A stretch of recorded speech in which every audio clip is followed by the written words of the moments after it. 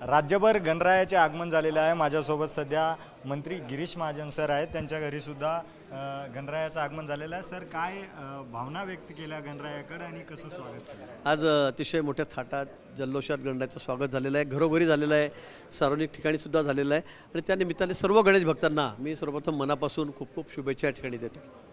खरं तर एक स्पेशल पाहुणे तुमच्या भेटीला आलेले आहेत, हर्षवर्धन पाटील।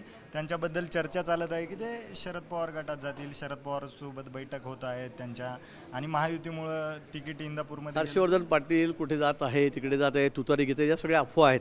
आपण बघितलं असेल एका साखर कारखान्याच्या मिटिंगच्या संदर्भामध्ये ते पुण्याला एकत्र जमलेले होते, एका ठिकाणी आलेले होते आणि त्यांच्यावर मोठी केंद्राची जबाबदारी आहे साखर खात्याची, साखर कारखान्याची, त्यामुळे त्यांना जाणं अपरिहार्य होतं। त्यामुळे एका ठिकाणी ते फक्त एकमेकांशी बोलले, याचा अर्थ ते तिकडे चालले आणि तुतारी हातात घेतले समजण्याचं कारण नाही। अनेक कार्यक्रमामध्ये आम्ही नेते सगळे एकमेकांना भेटत असतो, मोठे नेते भेटत असतात, आम्ही भेटत असतो, पण याचा अर्थ असा नाही की आम्ही तुतारी घेतली आणि आम्ही काय असेल दुसरं काही मशाल घेतली असं समजण्याचं कारण नाही। हर्षवर्धन पाटील आमच्यासोबतच आहेत, निश्चित त्यांच्या मतदारसंघाच्या दृष्टीने काही अडचणी आहेत त्या आहेत, पण त्या सोडवल्या जातील। देवेंद्रजी स्वतः त्यांच्याशी ते बोलता आहेत, ते संपर्कात आहेत। हर्षवर्धन पाटील माझे अतिशय जवळचे निकटचे मित्रसुद्धा आहेत, त्यामुळे मला असं वाटतं की या सगळ्या अफवा आहेत। खरं तर आगामी काळामध्ये विधानसभा आहेत, गणरायाकडून काय साकडं मागितलं आणि किती जागा याव्या महायुतीच्या, काय गणरायाकडे मागण्याचं काम म्हणजे गणराय आम्हाला भरभरून देणार आहे। मी तुम्हाला सांगेल गणराय भरभरून देणार आहे। या ठिकाणी गणरायालाही माहीत आहे आणि जनतेलाही माहीत आहे, म्हणजे गणरायाचा आशीर्वाद आमच्यासोबत आहेच, पण जनतेचाही आशीर्वाद आमच्यासोबत आहे। विशेष करून आमच्या लाडक्या बहिणी ज्या आहेत त्यांचा मोठा आशीर्वाद आम्हाला या ठिकाणी राहणार आहे। मग शेतकरी असतील ज्यांना वीज बिल आम्ही आता माफ केलेलं आहे, महिला असतील, विद्यार्थी असतील, त्यांना आता आम्ही स्टायपेंड सुरू केलं आहे, विद्यार्थ्यांना शिक्षणामध्ये आता सवलत दिलेली आहे फीमध्ये सगळी उच्च शिक्षणासाठी। त्यामुळे समाजातला सर्व वर्ग आता अतिशय खुश आहे आणि त्यांना पुन्हा वाटतं आहे की आमचं सरकार या ठिकाणी यावं, म्हणून त्यांचा आशीर्वाद आमच्या पाठीशी आहे आणि गणराय तर आम्हाला प्रसन्नच आहे। शिवसेनेचा पण कॉन्फिडन्स असाच काही दिसतोय, 120 जागा आम्ही लढवणार आणि 100 जागा निवडून आणणार, असं आमदार संजय राठोडे गायकवाड संजय गायकवाड यांनी। कोण गायकवाड वगैरे मला माहिती कोण काय बोलले, काय बोलले, इतक्या जागा तितक्या जागा, तर तो निर्णय सगळ्या जागा वाटपाचा केंद्रीय समिती ठिकाणी घेईल। तिनं आमची नेते आहेत युतीमधले, महायुतीमधले, ते सर्व निर्णय करतील। आता आम्ही कुठेतरी बोलणं आम्ही 120 लढतो ना आम्ही 140 लढवतो आहे, या गोष्टीला कुठलाही अर्थ नाही आहे। शेवटचा प्रश्न सर, जयंत पाटील यांनी काल एक विधान केलं आहे की खंडणी भेटली नाही म्हणून शिवाजी महाराजांनी सुरतवर लूट केली। फडणवीस एकीकडे म्हणतात की आमच्या राजाला लुटारू कोणी म्हणू नये, तर दुसरीकडे खंडणी पण शब्द वापरणे। मला वाटतं शिवाजी महाराजांच्या विषयावर अशा पद्धतीने खरं कोणी टीका टिप्पणी करूच नाही।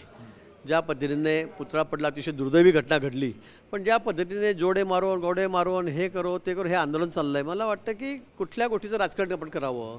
निश्चित त्या गोष्टीचा दुःख वेदना सर्वांना आहे, आम्हाला सर्वांना आहे। जे दोषी आहेत त्यांच्यावर कारवाई होते, जे दोषी आहेत त्यांना आपण त्या ठिकाणी शोधूनही काढलेलं आहे, ते सापडलेले आहेत, हे आपण बघतात त्या ठिकाणी।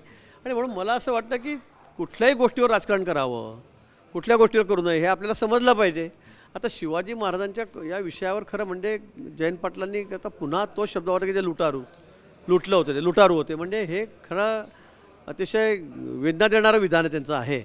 मला वाटतं अशा विधानांपासून सगळ्यांनीच थोडं वाचावं, दूर राहावं। सर, खडसे यांचं एक विधान आलेलं होतं की लवकर जर माझा पक्षप्रवेशाबद्दल काही चर्चा झाली नाही तर मी माझ्या मूळ पक्षामध्ये पण जाऊ शकतो। खडसे मग कोणत्या पक्षात आहे सध्या, कोणत्या पक्षामध्ये आहेत? ते सध्या आमदार तिकडच्याच पक्षाचे आहेत। तेच म्हणता की माझं प्रवेश झालेला आहे, माझ्या गळ्यामध्ये दुपट्टा टाकला कमळाचा, पण माझा फोटो बाहेर येत नाही। आता त्याचं काय चाललं आहे मला काही समजतच नाही, कोणता फोटो, कोणी दुपट्टा टाकला, दिल्लीला टाकला, कधी मुंबईला टाकला, त्यांची सगळी दुहेरी भूमिका आहे आणि ती सगळ्यात म्हणजे ती स्वार्थी भूमिका आहे त्यांची। खडसे साहेबांची भूमिका ही स्वार्थाची आहे। एकीकडे मुलीला त्यांना आता राष्ट्रवादी म्हणून आमदार करायचं आहे, ती म्हणून मी तिकडे राहील, आता हे लगेच तिकडे काम करतील। सुनबाई आमची रक्षा खडसे इकडे होती, रक्षाताई, तर तिचं लगेच काम करायला लागलेत, ते म्हणले मी तिला निवडून आणलं, रक्षाताई म्हणलं यांनी माझं जोरात काम केलं। तुम्ही कोणत्या पक्षाचे आहात हे तर आधी ठरवा, ते आम्हाला कळू द्या, लोकांना कळू द्या, आणि मग सांगा तुमचा पक्ष कोणता, मूळ पक्ष कोणता, आताचा पक्ष कोणता। त्यामुळे त्यांचं सगळं कोड आहे समजण्याच्या पलीकडे आहे। तर खडसेंचं कोडं हे समजण्या पलीकडचं आहे आणि तुमचा मूळ पक्ष कोणता आहे असा सवाल मंत्री गिरीश महाजन यांनी केलेला आहे। कॅमेरा पर्सन मनीष सोबत अजय धंजे, TV9 मराठी, मुंबई।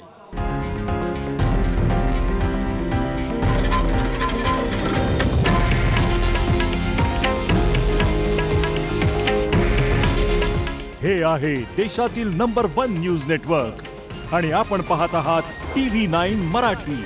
काळजी तुमची, हित महाराष्ट्राचं.